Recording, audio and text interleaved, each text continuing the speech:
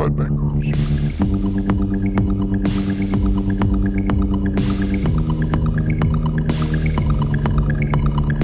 PhantasmaCast. Welcome back to PhantasmaCast. I'm Derek Cloud. And I'm Jake Roberts. And this episode is entitled Devil in a Blu-Ray. The double feature we have lined up for you today is 1992's One False Move and 1995's Devil in a Blue Dress, both of which are directed by Carl Franklin. Now, normally we don't have such a direct line between the two movies that we've chosen for our double features. This one just happened to be in the stars. It was written that way. So both of these are Carl Franklin movies. Yeah, I think, in our first episode, we specifically didn't want one that was the same director. Right. Yeah. It felt too easy. Low-hanging fruit. Yeah. But I think the way that this pairing came about, makes a lot of sense. And we were like, the stars aligned, let's do this one. Yeah, exactly. And, both of these movies were first-time viewings for both of us.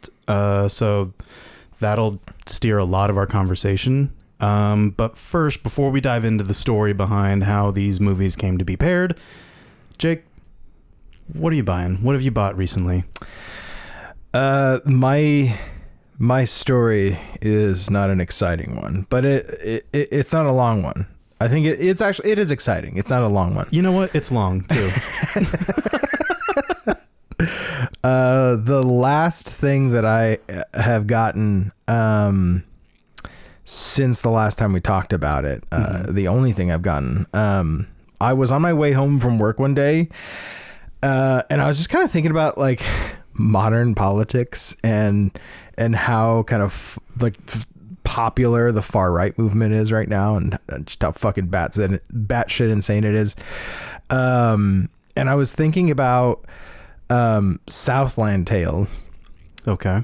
And I was having a little bit of a kind of daydream of the two women that are the kind of like Antifa, like rebels, they're running like an underground anti-government kind of thing. Sure. And I was like, what if that were me? So you were stuck in traffic daydreaming about fucking shooting fascists. So I was like, at Southland Tales, I want to give that another watch. I haven't seen it in years, and luckily Arrow actually has a version out, so I picked up the Arrow Blu-ray. Nice. I have never seen it, so I'm nodding. Okay. I am nodding politely, going, yes, the two women that we know about. We should definitely check it out. It's Richard Kelly really hasn't done a whole lot lately, but there was no, I don't think so. A good run there after Donnie Darko. He did Southland Tales and The Box. The Box, is that the Cameron Diaz movie? Yeah. Okay. Yeah, where the Frank Langella comes in and he tells the I think it's Frank Marsden. There's a whole lot of Franks. Frankly, there's a lot of Franks in this movie. James Marsden, I think, is her husband in that movie, and he's like, "I'll give you $1 million, but you have to press this button first." And they're like, "What happens when we press the button?" And they're like, "Someone in the world will die." And so like they have to figure out if they want to press the button, and spoiler alert, they do. And what happens after that? I think a lot of people kind of unfairly slept on it. I think it's a great stylized movie. It's set in the 70s, and it has I think really great production design too. And Richard Kelly makes weird fucking movies, so I enjoyed it. But I bought Southland Tales. Southland Tales is very weird. Okay. Yes. Yeah, I mean, Donnie Darko is very weird, but people love that too. Mm-hmm. So I think there's I hate to use this word, but I'm going to say it anyways, a renaissance for like weird. again.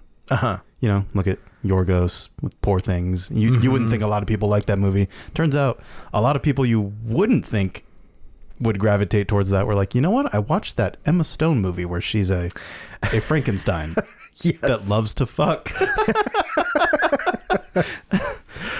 I mean, that's a very simplified explanation of Poor Things. But at the same time, not wrong. Yeah. Either. So that's all you. That's all I got. That's all I've got. All right. I guess I'll go next. I picked up a bit more. So let's start with. Yeah, you've been busy. Yeah. At Best Buy, while they're still selling Blu-rays, that'll immediately date this podcast. They were selling Master Gardener for $5. So I just picked up that Blu-ray because I just need to catch up on the latest Paul Schrader after First Reformed. Really love First Reformed. We got to watch that at some point too. Paul Schrader has like hit a level of like prolific in his like 70s that is kind of crazy to me. He's working. Yeah, so I'm like, I got to check this out. It's Joel Edgerton in like, he's like tatted up. I think he's like a reformed white supremacist in it. Got Sigourney Weaver in it too. So that'll be cool. I also picked up Terrifier 2, got the 4K for that. Just comes highly recommended by a friend who also convinced me to watch the first Terrifier. And she just frankly says, this one is just downright better. Not a big sequel person. Okay. Just says, watch this. It's great. It's better in every way. So I was like, okay, cool. That's enough. I've kind of avoided Terrifier. My horror card is going to get taken away from me. I don't know. I just haven't super enjoyed the like latest round of slasher movies. So to me, the first one, when it came out, I was just like, oh, okay, that's kind of like a cheap slasher movie kind of thing. But have you seen the first one? Yeah, I've seen it like at least twice now. Would I like it? Yeah. Okay, that's all I need. Yeah. It's not the most polished thing. It's definitely got its rough edges, but when it's great, it's great. I also picked up The Lords of Salem, finally. Yes, bitch. I refer to The Lords of Salem as the Holy Grail, the one that keeps getting away. But I saw her for $7 and I said, she will be mine. Oh yes, she will be mine. And I finally pulled the trigger and got it. Probably my favorite Rob Zombie. I mean, I love the Firefly trilogy, obviously, but Lords of Salem, I think that's probably Sherry Moon's best stuff there. Like, speaking of weird, right? Yeah. Like, it seems like a really long music video with dialogue. You know what I mean? It's Rob Zombie's kind of art film. You know. Mm-hmm. So I'll always defend that one. Another one that I've loved and finally picked up is the Bubba Hotep. Nice. The 4K Scream Factory edition. And I say I picked that up, but I will admit my girlfriend bought this for me. And at first I was going to pick out the Blob remake. I was like, oh yeah.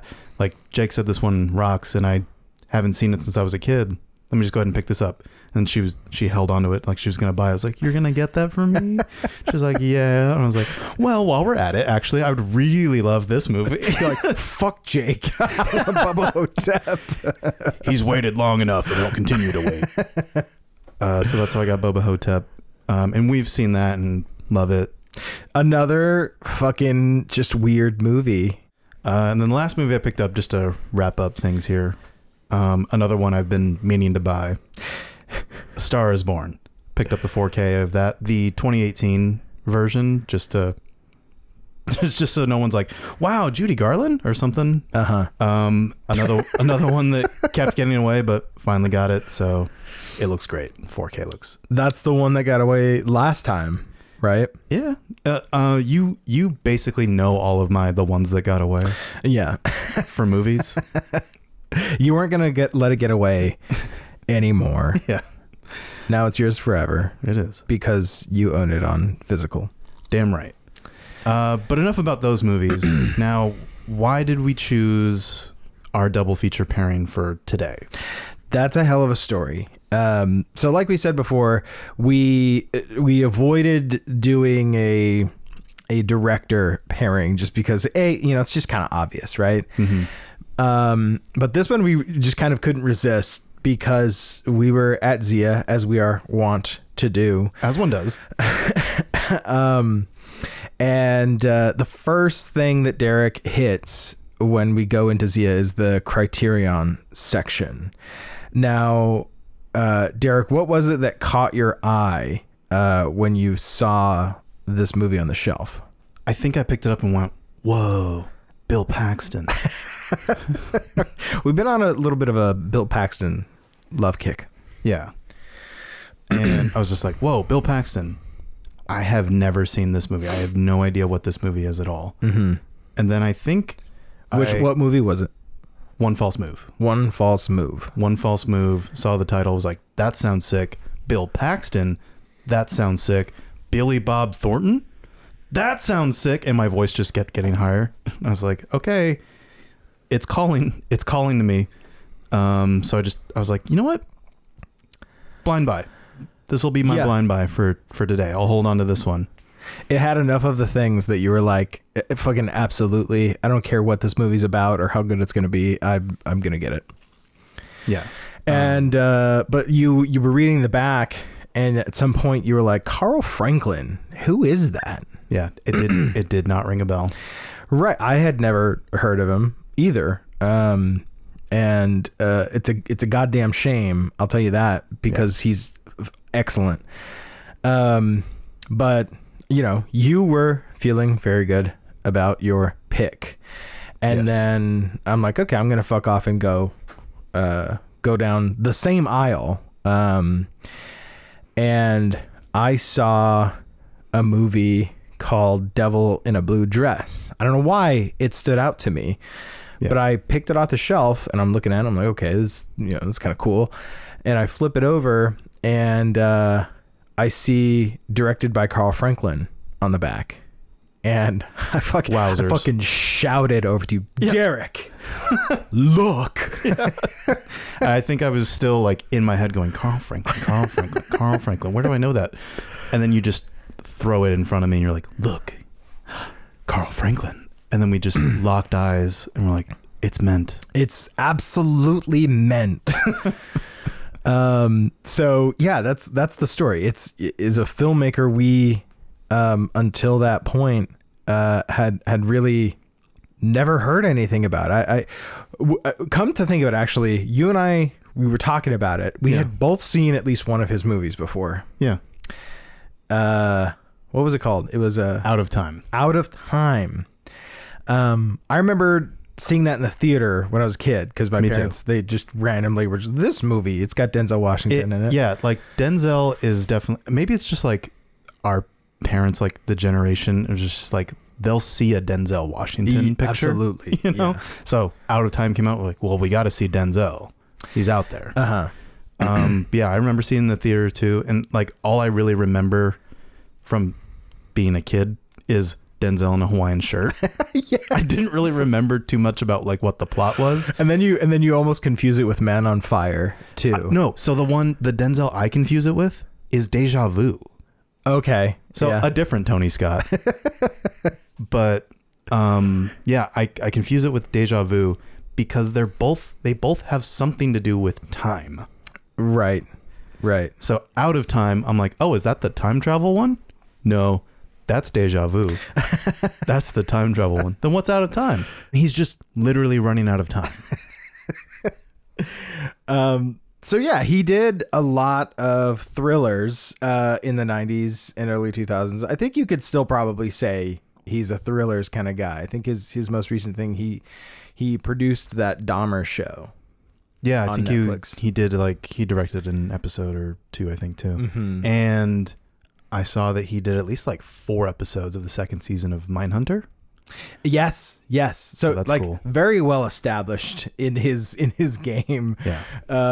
But let's go back to the beginning with one of our double feature films, One False Move. 1992. So One False Move is really cool because it was written by Billy Bob Thornton and his writing partner at the time, Tom Epperson.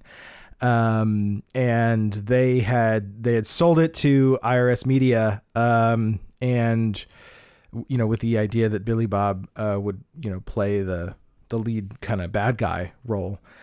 But it's really cool. In one of the special features for the Criterion, it's kind of a one-on-one interview with Billy Bob and Carl Franklin. Yeah, like a retrospective. Yeah. And Billy Bob, he mentions that someone had seen Carl Franklin's AFI thesis film, Punk. Yeah. Yeah, and they were like, okay, this is the guy. Yeah, and then Carl joked right back. He's like, "Oh, we just needed someone cheap." And yeah, that's pretty emblematic of like who he is as a person and a filmmaker. Is just like, he's quick, he's witty. Quick, witty, very humble, but also just like smart as shit too. Yeah, very articulate. Yeah. But that's not to suggest that, his short film, Punk, was his first foray into it, right? I think you had discovered he had a long history as a TV actor for a while. He was trying to be an actor. I mean, not trying to be. He was an actor. Yeah. And even landed like a long standing role, and I forget the role, but it was on the A-Team, and I just thought that was really cool just to be like, yeah, I'm in 60 episodes of the A-Team. What about it? Yeah. And then to also break away from that and decide, you know what? I've got something else in me too. I've got some other stuff. Yeah, I'm going to go to one of the most prestigious, film schools in the country and make an awesome short that stars Don Cheadle. And then get noticed. But yeah, his first movie wasn't One False Move though. It was, he went from AFI, he started doing movies with Roger Corman. That's which cool. Seems to be like, there's film school and then there's the Roger Corman film school where it's like, here's make a cheap movie. Yeah, I was going to say, for like anyone listening who doesn't know like what that means, what does like working for Roger Corman mean? I mean, so many great filmmakers got their start working for Roger Corman, making B movies. Like Martin Scorsese, got his start with Roger Corman. Jack Nicholson, in the 60s was doing Corman movies. He was in Little Shop of Horrors, and then of course went off and did Easy Rider and became just an icon. But with his time with Roger Corman, Carl Franklin did 3 movies. The first one being Nowhere to Run, Eye of the Eagle 2, Inside the Enemy. God, that tickles my brain just hearing it. It's a hell of a title. Yeah. Whatever happened to Eye of the Eagle 1 is all I want to know. And then you're gonna love this one. It's a triple F alliterative. I'm ready. Full Fathom 5. I was not ready. That's so cool. That's so sick. Okay, where can I watch these? As far as I know, you can't. I remember looking for them. They're not streaming anywhere. Big surprise. Yeah. But I don't think you can even find them on DVD. That's so fucked. Yeah. I hate that. The importance of physical media again. if there is one. But if there are any keen listeners out there, if you've got a line on where we can find some early Carl Franklin on DVD, let us know. Yeah, especially the triple F alliterative. Full Fathom 5. Yes. So yeah, he does those 3 movies with Roger Corman, gets noticed with his short film, ironically enough, and gets hired to do One False Move with Billy Bob Thornton. Derek, what is One False Move about? One False Move basically follows a trio of killers, Ray, Fantasia, and Pluto. They start off in LA. They knock over a drug dealer for like an unspecified amount of coke that they're just going to sell at some point. They're going to offload that at some point. And I think like $5,000 or something like that, or maybe like $15,000, like spending cash, really, because they're going from LA to Star City, Arkansas. And that's where our other main character, Bill Paxton, Dale Hurricane Dixon, is waiting for them. Yeah, so it's an interesting kind of structure because it starts with a crime, and then it goes to the detectives that are investigating these two murders that happen on the same night. They kill a group of people at one house and then another, and there's this really great scene where it's at the police station. And all the detectives are in the, kind of audio lab in the station. Mm-hmm. And, when they knocked over the first house, they come in and there's this guy, they're having a party. And there's this guy and he has a old VHS tape recorder, like one of the ones that you put on your fucking shoulder. Yeah. Yeah. And he's just taping the party, as everyone who had a tape recorder did. You taped fucking everything. Yeah, you tape it, you announce it, and you go, check out this thing I just got. Yeah. And everyone's like, that's so cool. And they make a show of it too, because he's got it hooked up to the TV and you can see what's being recorded and everything. Presumably so that you wouldn't be like, where the fuck did they get this tape from? Yeah. They're listening to it. But they're isolating the audio and someone is talking to Fantasia, played by Cinda Williams. And they're like, oh, I thought you were going to go to Star City. And they isolate that and they're like, okay, Star City. And then they cross-reference it with who they think the woman is. And they're like, oh yeah, she is from Star City, Arkansas. Yeah. If they're on the run, that's likely where they're going to go. That's our lead. Yeah. So then we cut from there to Star City with Bill Paxton. And he's kind of like the good old boy sheriff there. Yeah. Loves being a cop. Has like been a deputy for like 6-7 years, I think he said. And he's like, never fired my gun once. Just that's a point of pride for him. Yeah. And he, in stark contrast to these like cynical LA detectives, he has fun being a cop. You know? And especially like another contrast between the two detectives, or like the two styles of policing, is there's a scene where like this drunk guy is like trying to break down the door to like his girlfriend's place or something like that, like with an axe. Yeah. And Dale Hurricane Dixon just comes up and is like wrestles him to the ground. He's like, you can't be doing that. You can't be doing that here. And like the LA cops immediately pull their guns out. Yeah. And everyone's like, yo, whoa, this is just, what's his face with the axe? Like, why you gotta be pulling, like, no one says this, but like, that's kind of the mood, is that everyone's just kind of watching, like, oh, they're watching from across the street, like, yeah, he's up to his old things again. And then Dale can just handle the situation because he just knows these people. And he's like, okay, now, like, told you we should have slept you off. Like, you should have slept it out in the drunk tank or whatever. Yeah, like, she locked you out. You should have come back. Yeah. Now, like, she'll probably let you in if you apologize. And he's like, yeah, you're right, Dale. And she's like, I will. I love that. Yeah, I will. I think a window got broken in this process. And she's saying that. Peeking out the window. I will. Yeah. He's like, okay. He's like, now you're going to say you're sorry. I will. And that's how Dale handles the situation. It's his form of justice, but it also speaks to how naive he is, because that's the level of criminal he deals with usually, right? That and like moonshiners, you know what I mean? Yeah. So you kind of understand why the LA detectives are so quick to pull their guns, right? Because they deal with murders on a daily basis, and they're coming into this small town, and they just don't understand each other. Yeah.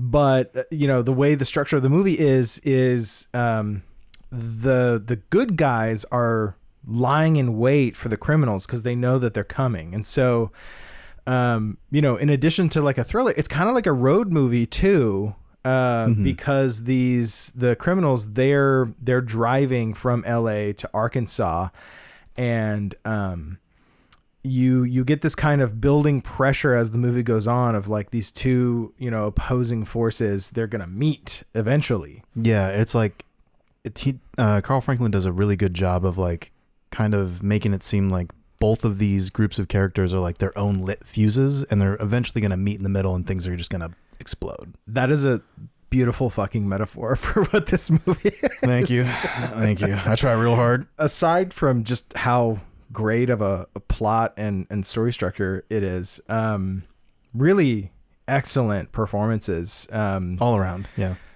You've got Billy Bob Thornton playing Ray, one of the killers, Cinda Williams as Fantasia, and then Michael Beach, he plays Pluto. He plays like the cold, calculating guy. So good. Yeah, and he's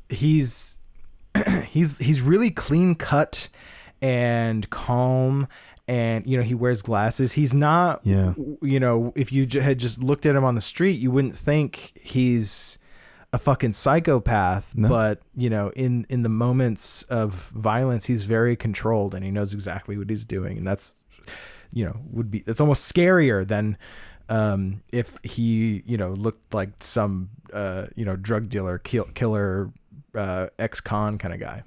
Yeah, I like the contrast between Ray, just kind of like this disheveled hick kind of thing with that he's balding, but he's got like that ponytail. He's eating, chicken out of a bucket and is just smacking his lips and just like, yeah, and once we get to Arkansas, it's going to be such and such. That scene is a great contrast between those two characters, because they're in a hotel room and Pluto's sitting on the bed. He's reading the paper, presumably to see if the news is talking about them, right? He's got his eye on the prize at all times. He's like sitting upright too. Yeah. And Billy Bob's sitting at the edge of the bed and he's just digging into this bucket of chicken. Yeah, and eyes on the TV. Yeah, and he's like, "Hey baby, you want any of this?" Yeah. Or like go get dressed. Because she was like taking a shower. He's like, "What did I fucking say? Go get dressed." Yeah. Just a fucking prick, just a slob, And then Fantasia is just kind of this. She's not innocent in all of this, but she's definitely kind of caught in the middle of it as well. Yeah. And then Bill Paxton does a fantastic job as the Hurricane. There's a great little story that they tell in that one-on-one interview with Billy Bob and Carl Franklin, where I think they knew immediately that they wanted Bill Paxton. I think they had seen him in Near Dark, and they were like, "This guy's got the juice." But yes, he does. The Suits, as they do, had other plans. They wanted them to shop the script around to some more established names. Yeah. But tale as old as time there. They got it, and in the end they got what they wanted with Bill Paxton, and I think fucking excellent, because he, Bill Paxton very rarely, at least at that point in his career, and on, got to be a leading man. Yeah, and I think he had a lot to chew on here. Like there was that like just affable nature that he just brings like naturally, like his charm. But then there's that dark side that we don't get to see until later on in the movie. That honestly, when it was revealed, I was kind of like, no, not Hurricane. Yeah, not my Hurricane. Yeah. I didn't want it.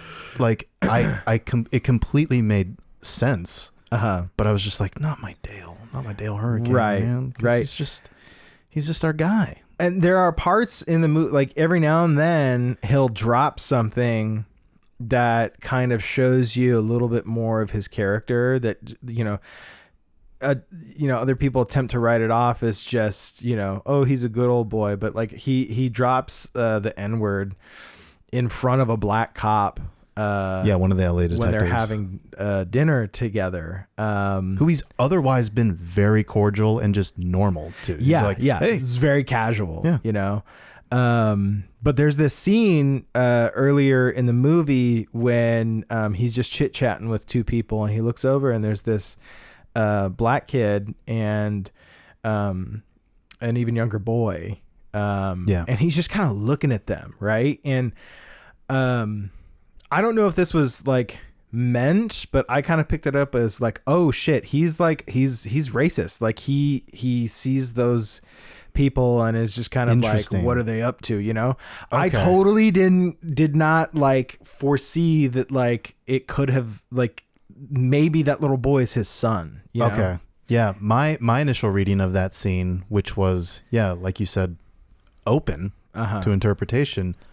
I thought he knew this person and was like, that's a lead that I'm following, and I'm just tracking their like movements, right? Like trying to get their patterns down. You got suspicion from that, yeah, right? But yeah, it's revealed later in the movie in a very explosive scene with Fantasia that she and Dale have a history, a romantic one, and there's this great fucking line. She's since broken away from the rest of the killers, and she's made it to Star City, and the hurricane, he knows where to look out for her, and so he goes to the place that she's staying, and she's like, can you get me out of this? If I help you, can you make it so that I don't have to go down for this? And he goes, I don't have the legal authority to. And then she fires right back at him. You didn't have the legal authority to fuck me when I was 17 years old, but that didn't stop you. And like right then and there, it's like, it's solidified. Boom. Yeah. Like he took advantage when he white cop, black girl, Arkansas, the South, totally took advantage of her. And now you see, okay, we've peeled back the final like layer of this, on the outside, very nice guy, but like here's this deep, dark secret that he's been holding on to for a long time. Yeah, it was devastating. Yes. But yeah, a fantastic movie. Had a good time. It is dark. It is real. It's also a really good time. And that leads us to our next movie in our double feature, Devil in a Blue Dress. And I know what you're thinking, Jake. What is this movie about? I see this movie as a guy who just wants to keep his damn house that he worked hard to get. But he just lost his job, got fired from his racist boss, which I love that scene, just like a quick flashback. And he's just basically asking, why? Like, why am I being let go? And the guy can barely look at him, doesn't call him by his name. I think calls him fella, and is trying to like just shoo him out the door. Yeah. Basically. He's like, listen, fella. And then Denzel says, my name's not fella. And I was like, damn, okay. All right. He's got some pride, you know? He's got some pride in his house too. It's like the one thing that he worked really hard for, and like that's his, right? So Devil in a Blue Dress is a noir film. It's a neo-noir film. Yes. Set in LA in the late 40s, right? Correct. And I think one thing that Carl Franklin is really good at is setting, because it informs so much of who the characters are in his films. I think even, One False Move was very much about the setting as much as the characters, the violence of LA, the kind of naivety of, this small hick town. Yeah. And then you've got kind of cold, hard, not very friendly to people of color, 1940s Los Angeles. Yeah. But despite how serious all of that sounds, I think Carl Franklin comes off as a very humanist filmmaker, very sympathetic, just not cynical at all, despite how serious the subject matter is. Yeah. And it's a very funny movie. Yeah. like even One False Move, despite what we were just talking about, it is still very funny. But I think Devil in a Blue Dress is more so funny. It really leverages the genre conventions of the noir with like the guy who's down on his luck, the voiceover, just kind of stumbling into trouble. Yeah. The like colorful cast of characters that he has to weave in between. One of my favorite scenes in the movie is pretty early on in the movie. But basically the setup is, Easy Rollins, he loses his job and he needs money to make sure he doesn't lose his house. Right. Yeah. And so he'll take anything he can get his hands on, and a private eye sort of enters and, tells him, I'll give you like $500 if you try and find this woman for me. And, he's very hesitant to take it because of some unnamed thing that went south, this odd job that he tried to do in his past also. He doesn't want to get into trouble, Yeah, with his buddy Mouse. Yeah. Played by Don Cheadle. Yeah. Don Cheadle. So he takes the job and he sets out to try and find this woman. I forget her character's name. Daphne. He sets out to find Daphne. And so he goes to this club that she is purported to, frequent. And then he runs into a friend of his who has his lady friend in tow. Mm-hmm. And it's really funny because when she walks up to the table, Denzel is sitting with another one of his friends, another guy that he knows. Yeah. And as soon as this woman, Coretta, who is gorgeous, she's bombshell. As soon as she walks up, you can see him go, "Oh shit!" And then he like straightens up because she's come in, and so they start partying together. Mm-hmm. Fast forward through the night, the friend of his who is with this woman, has drunken himself under the table. Yeah. And meanwhile, she's been making fuck me eyes at Easy Rollins the whole night, right? I think those are the only kind of eyes she had. Yes. And they were only for him. Oh, yeah. And so I don't blame her. Right. And so she hints to him that she knows she's a friend of Daphne's, and that she knows where she's staying, and if she helps him carry this guy home, this lug home, she'll tell him. And so next scene, he's carrying him into the house. He's a heavy guy, walking him around. Yeah, he's not a big guy. No, he's not a small guy. He is a big guy. And throws him in bed, and then he's like, okay, like, can you tell me where your friend is? And she implies that like she'll tell him if he has sex with her. Yeah, I think the line was like, I'm looking for Daphne, or I'm looking for this woman. And she's like, is that all you're looking for? Yeah. And the next scene, or no, he's like, your man's in the other room. Like, we're not going to do this. Next scene, they're having sex on the couch, and it's kind of hot, actually. It's so hot. there's no nudity in the scene, which again, speaks to Carl Franklin's prowess as a director. Yeah. But they're having sex. Coretta is moaning, "Oh, you're hitting my spot. You're hitting my spot. Hitting my spot." And Denzel is fucking drenched in sweat. Just like it's been a heavy night of lovemaking between these two. Yeah, he didn't just happen into that spot. He was working for that spot. And but then she stops and she's like, no, this is all wrong. And he's just incredulous at this point because he didn't want to do this in the first place, but now she's got him going. Baby got me all worked up. He gets into his voice into that higher register where you just can't help but laugh. It's the complainy Denzel voice. Yeah, you know, you don't normally hear that side of Denzel. So when he comes out and he's just like, got me all worked up. What are you talking about? I'm just like, oh man, I was dying. And she's like, oh, okay, just a little bit more.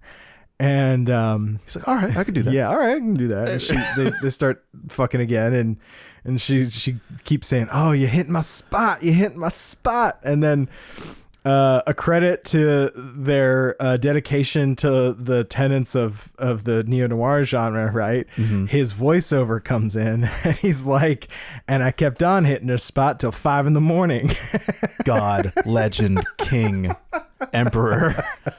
Right. So like what a phenomenal line, right? Yeah. But it also subverts again the expectations of the noir genre, right? Our main character, who is presumably our kind of private eye character, black man in LA in the 40s, a role that would have traditionally been a white man, yeah, right? like a Humphrey Bogart type. Exactly. And then you've got he does that noir voiceover, right? But it's got more character to it. There's a lightheartedness, there's a wittiness and a quickness to it. Yeah. That still like subverts those genre expectations. And that's I think one of the things that I also really love about this movie. It's a noir film, but it's so much more. You know, and that's that Carl Franklin sympathetic humanist aspect. Absolutely agree. And I think while we were watching this, you made a lot of like comparisons, or like at least a lot of things visually, or maybe even like structurally, reminded you of The Big Lebowski. Oh, fucking yes, absolutely. I will make this argument till I die, but like there's so much about it that reminds me of The Big Lebowski, a movie that came out later, by the way. Yeah. You have Easy Rollins, very proud of his house, right? Yeah. The dude. And then you got the dude, very proud of his rug. It really ties the room together. Exactly. So you've got that, and then you've got these characters who are not private detectives. They're not, but they get, through circumstance, they get pulled into this kind of conspiracy, you know, and they don't know what they're doing. They're just kind of making it up as they go. Yeah. Which, adds to the comedy aspect of it. And then, the other thing that makes me think in The Big Lebowski, almost every time the dude goes home, someone shows up at his house to fuck with him. Yeah. Same thing happens to Easy. I swear. Every time he goes home to have a goddamn minute of rest. Yeah. He just got done hitting a spot. It took all night. Gets arrested. Beaten up by the cops. Another time he goes home, Albright, the bad guy detective played by Tom Sizemore, is there with his two goons, making a bologna sandwich. That was a good scene, by the way. We talk a lot about how Quentin Tarantino uses like food to establish power. Fucking Carl Franklin was doing that in Devil in a Blue Dress. Yeah. This fucking white man's up in your house eating your food and is just smacking his lips, being like, oh yeah, come in, take a seat. Yeah. And he walks around to the kitchen table and he tells Denzel, get me a whiskey. And he's like, you get your damn self a whiskey. Yeah. Which mirrors the whole like, all right, fella, my name's not fella. Exactly. I'm not pouring you a fucking whiskey in my own house. Yeah. He knows he's at a disadvantage, but he's still got his fucking pride. Yeah. And I think in a similar thing to what we're circling back just a little bit here, when like the cops brought him in, like the night before or whatever, and they're roughing him up in the interrogation room. The second time one of the cops went to take a swing at him, he like moved out of the way, and like pinned him up against the wall. Yeah. And they were like, what the hell? But it's like, this guy, he'll stand up for himself. And you believe, just because of the attitude of those cops, you believe that, like, they could fucking kill him anytime they want and get away with it, right? Yeah. So it's a very, like, high risk thing that he did there to stand up for himself. Yeah. But back to the kitchen. The kitchen scene, Albright. Albright finishes up what he has to say to him. It's something to the effect of, like, you better have the thing I'm looking for by tomorrow or whatever. It's definitely like clock's ticking. Yeah, the clock's exactly. ticking moment. He's almost running out of time. Yeah. And Yeah, you see what you did there? yes. So, and to emphasize that, he actually just says, he like laughs. He's like, anyways, shoot him, to one of his goons. And the goon, with a very straight face, just lifts his gun like he's going to do it right then and there. Yeah, he's like, in don't broad shoot him. daylight. He's like, no, I'm kidding. And then the last thing he says before he goes is he drinks some of the whiskey that he poured, some of Easy's whiskey. And he goes, this is cheap. And he, slams it down and walks out. I don't remember that. That's a good pull. Yeah, like Albright is his whole thing. He's a big swinging dick, right? Yeah. A private dick as well. You're on a roll. You are on a roll. I think a great, part of the film when it really kind of kicks in is when he needs some extra muscle. Yes, I couldn't agree more. This is definitely. Sorry, I'm gonna hijack it now because like you were like, here's my favorite scene with Coretta, and I do love that scene. My favorite portion or portions of the film are when Mouse shows up, when Don Cheadle shows up, because he shows up mid-fight with another intruder in Denzel's house. This Frank Green character who's been looked for. He's like, hey, Frank, I don't want to fight you. And the guy's just like slinging a knife at him, and he's like, he picks up a chair, and he's like trying to like, force him back. This is a big guy. And then, Mouse shows up out of nowhere, and he's like, do you want me to shoot him, Easy? I can shoot him right now. And he's got like this big old revolver. And then I forget how they get out of it. They're just kind of like, no, let's talk it out now. We can put the guns away, And he tries to get something out of Frank. Frank's not giving anything. And then he's like, no. He's like, don't use that big gun or something like that. He's like, all right, I hear you. He puts the big gun in his pants, pulls out a smaller gun and just shoots him right in the shoulder. That's such a baller thing to do. But I hear you loud and clear. I'll use the smaller gun. Yeah, I kept thinking with this Mouse character, there's got to be some restraint at some point, But I don't think he knows the meaning of the word. He lives at 11 all the time. Oh God, what was that scene where I think they had just picked up that boxer guy that owns the club. Yeah, the bartender. I'm forgetting his name right now. But yeah, Joppy. So they pick up Joppy because they have very good reason to believe that he killed Coretta. Yes. And that's heartbreaking because that's like Joppy is a longtime friend of Easy's. Right. And then they piece this together because they find out Coretta died of blunt force trauma. She was beaten to death. Yeah. And they, at one point, another like really good detail, at one point they're like, they think it's this Frank Green guy, but then Daphne goes, no, Frank prefers a knife. And when he attacks Easy at his house, he's got a knife, switchblade. Right? Yeah. So again, like a really cool detail. The characters are true to themselves through and through. Yeah. But they've just picked up Joppy, and I can't remember the conversation, but they just get Joppy into the car. They pull into an alleyway to kind of like interrogate him and be like, all right, Joppy, I know you know where they're taking her, because we also know. Well, he didn't say it out loud. He's like, I know you know where you're taking her. And he's like, man, I don't know that. And he's like, come on, don't fuck with me here, Joppy. So he hasn't said it out loud, like why he knows that Joppy knows this.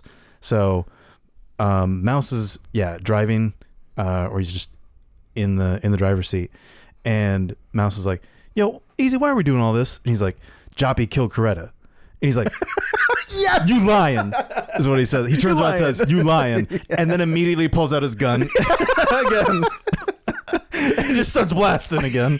He is the embodiment of that fucking meme, dude. So I started blasting. Yes. So yeah, he starts shooting. He's like, "No, in no, the no, car." no, no." Yeah. Yeah. And then I think it's later revealed that there's probably like, that Daphne would pay like $7,000. Yeah. For the pictures. But yeah, that is probably my favorite scene of just you lying and then any scene where Mouse is pulling out a gun. And there's another scene where he pulls out a gun, but we'll come back to that when we're discussing the special features. Okay. Actually.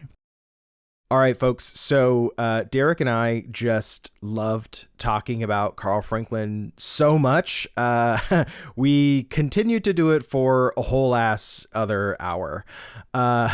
So rather than beg you guys to listen to a podcast verging on 2 hours, we decided to split it up into 2 parts, where this first part is largely our reactions to the films, while part 2 reveals a lot of the really cool stuff we learned from watching the commentary tracks of these movies. So if that stuff interests you, continue on. But if not, we hope you enjoyed our episode on Carl Franklin. Absolutely go out and watch these movies. You can find them both on Criterion. And if you're not aware of Carl Franklin, the director, I think you're in for an absolute treat. So yeah, go out, watch these movies, enjoy.